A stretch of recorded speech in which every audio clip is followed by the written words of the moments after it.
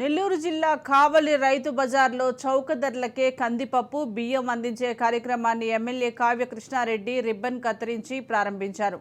రైతు బజార్లో వెంటిలేషన్, పారిశుద్ధ్యం, మరుగుదొడ్ల సమస్య తమ దృష్టికి వచ్చిందని వెంటనే వాటిని పరిష్కరిస్తామన్నారు. రైతు బజార్ ముందు ఆక్రమణలను తొలగించాలని అధికారులు ఆదేశించారు. ఆక్రమణదారులు ఎంతటి వారైనా ఉపేక్షించేది లేదన్నారు. ఈ కార్యక్రమంలో RDO Seena Naik, municipal commissioner Shravan Kumar, Telugu Desam, BJP, Janasena నాయకులు పాల్గొన్నారు.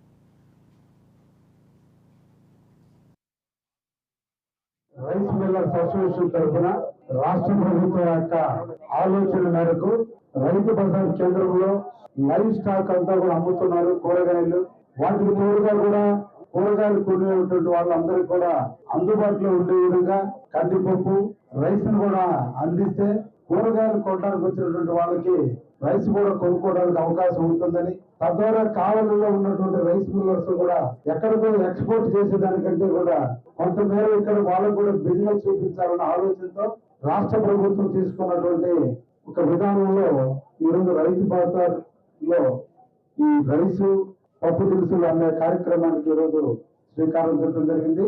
నేటి నుంచి ఇక్కడ ఒక విఆర్ఓ గారి అధ్యక్షతన నిరంతరం కూడా విఆర్ఓ గారి పర్యవేక్షణలో, అదేవిధంగా రైతు బజార్కు సంబంధించిన ఏఓ గారి పర్యవేక్షణలో ఒకే రేటు, స్థిరీకరమైనటువంటి రేటుతో కందిపప్పు కానీ అదేవిధంగా రైస్ కూడా ఇక్కడ అమ్మడం జరుగుతుంది.